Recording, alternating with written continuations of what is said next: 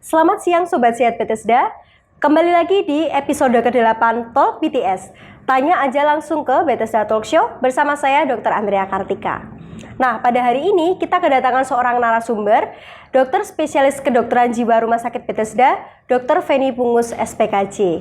Selamat siang Dr. Feni. Selamat siang Dr. Andrea. Selamat siang Sobat Sehat Bethesda. Nah, pada hari ini topik pembahasan kita sangat menarik ya dokter ya, mengenai gangguan cemas. Nah, gangguan cemas itu sendiri tidak hanya mengenai pada orang dewasa ternyata. Ternyata dari orang muda sampai orang dewasa sampai orang tua pun bisa mengalami gangguan cemas. Nah, nggak usah lama-lama, yuk tanya aja langsung ke dokter Feni. Baik, dokter Feni, kita masuk di topik pembahasan yang pertama ya dok. Apa itu gangguan cemas dan apa saja gejala yang dirasakan oleh seorang pasien, dokter? Oke, terima kasih Dokter Andrea. Kalau kita bicara tentang gangguan kecemasan itu sendiri, itu adalah suatu sistem pertahanan daripada seseorang terhadap secara fisik dan mental terhadap suatu ancaman. Sering kita mengenalnya dengan istilah fight and flight mechanism.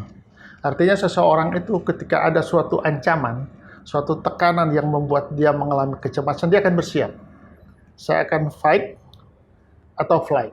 Itu artinya dia akan menghadapi suatu tekanan ancaman itu, apakah dia akan siap menghadapi ancaman tersebut yang membuat dia cemas, ataukah dia akan menghindari hal-hal yang mengancam tersebut. Nah, kalau kita bicara tentang kecemasan itu sendiri, orang mengalami kecemasan oleh karena suatu ancaman, selalu akan muncul gejala-gejala. Gejala-gejala yang sering dialami ada secara fisik, ada juga secara psikologis. Ya, kalau kita melihat orang secara mengalami kecemasan itu, misalnya contoh, dia akan terpengaruh oleh karena saraf, oleh karena mengalami kecemasan, seperti dia keringat dingin, berdebar-debar, kesemutan, pusing, dan lain-lain keluhan-keluhan fisik yang muncul oleh karena kecemasan. Di samping itu dia akan menjadi gelisah, menjadi tidak tenang, dan banyak hal-hal lain yang membuat dia menjadi tidak nyaman dengan situasi oleh karena kecemasan tersebut, Dokter Andrea. Baik, Dokter Feni. Lalu, mengapa bisa dokter muncul gejala-gejala seperti dari kecemasan itu apa saja sih dok? Oke, kecemasan tersebut muncul oleh karena berbagai hal. Bisa faktor fisik, misalnya penyakit, ya. Faktor psikologis, ada gangguan-gangguan psikiatri, ada faktor-faktor dari saraf, misalnya dia vertigo dan lain-lain, bisa memunculkan kecemasan. Dari gangguan-gangguan fisik, misalnya contoh, Dr. Andrea, orang mengalami gangguan jantung, serangan jantung, pasti akan mengalami kecemasan. Oleh karena kondisi sakit itu membuat dia akan berpikir, sakit saya cukup berat, apakah saya bisa bertahan hidup atau lain-lain, itu yang menyebabkan yang pasien tersebut, orang tersebut mengalami kecemasan.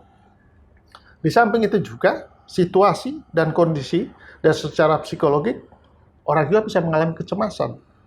Kadang-kadang oleh karena kepribadiannya dia menjadi mudah cemas.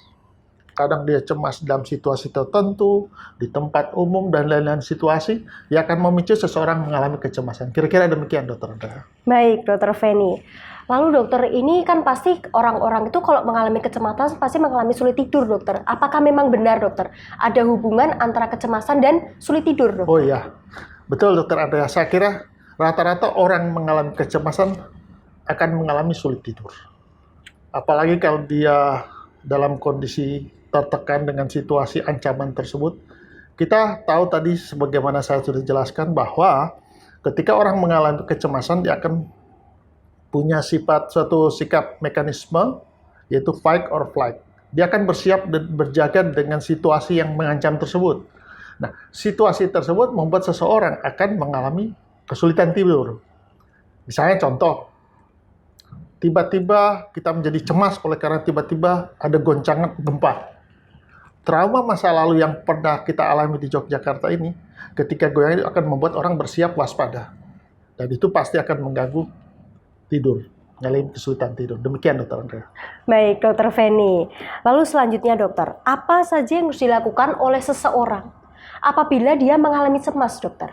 Oke, saya kira sesuatu yang penting kita harus tahu bahwa ketika kita mengalami kecemasan, terutama kita harus apa yang kita harus bersikap, kita harus dalam menangani kecemasan ada dua hal.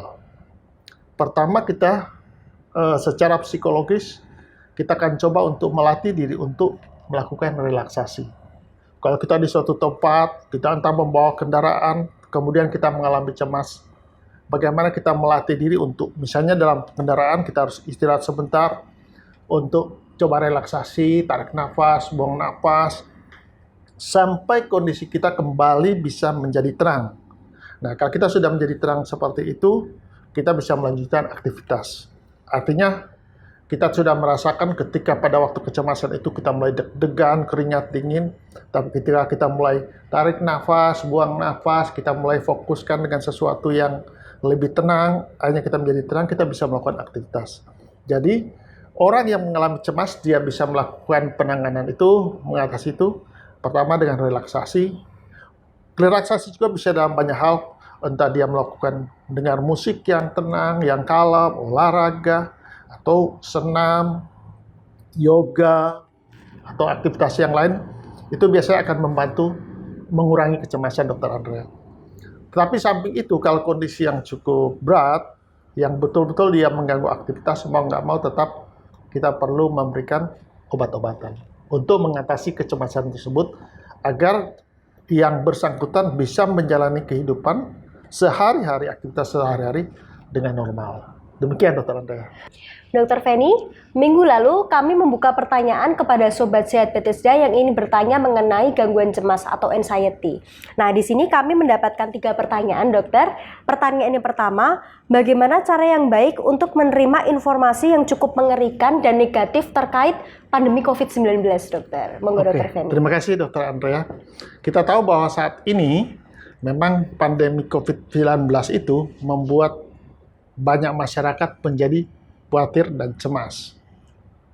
Nah, satu hal yang perlu kita ketahui bahwa informasi di masyarakat itu sangat banyak.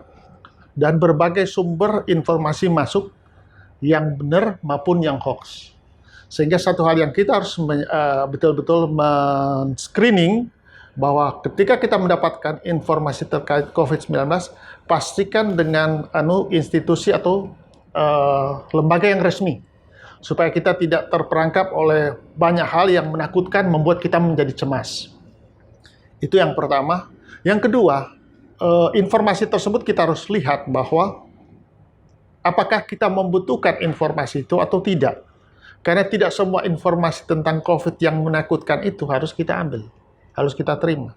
Artinya, ketika seseorang punya kelemahan dalam hal tersebut, artinya dia ada orang dengan kepribadian mudah cemas, Dr. Andrea, ya sebaiknya kita tidak perlulah mendengar semua berita tentang COVID yang membuat kita menjadi cemas, bingung, dan tidak bisa tidur. Misalnya gitu. Baik, Dr. Feni. Jadi mengurangi informasi yang masuk ya, dokter ya, mengurangi jam untuk melihat sosial media mungkin ya, dokter. Saya kira itu betul sekali, Dr. Andrea, karena memang kalau kita melihat akan membuat kita semakin cemas, berarti kan akan membuat kita tidak berkualitas dalam kehidupan kita gitu loh. Baik, Dr. Feni.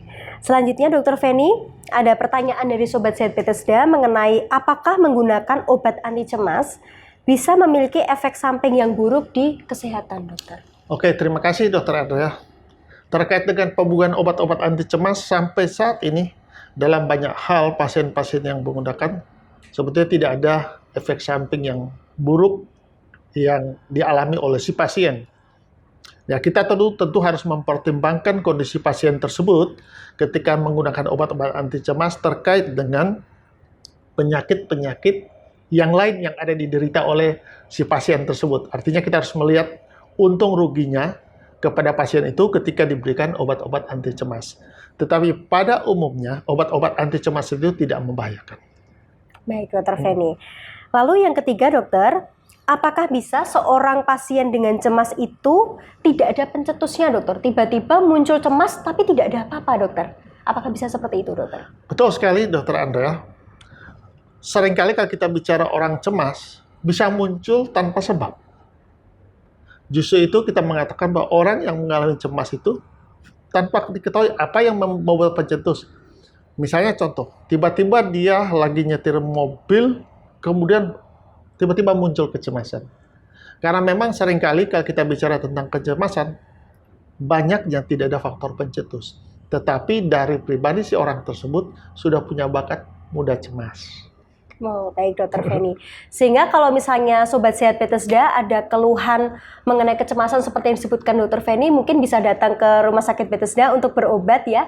Jadi mendapatkan penanganan yang lebih baik. Seperti itu mungkin Dokter Feni. Betul sekali Dokter Anda, karena kita di Rumah Sakit Bethesda kita juga ada sebagai psikiater, sebagai dokter spesialis kedokteran jiwa.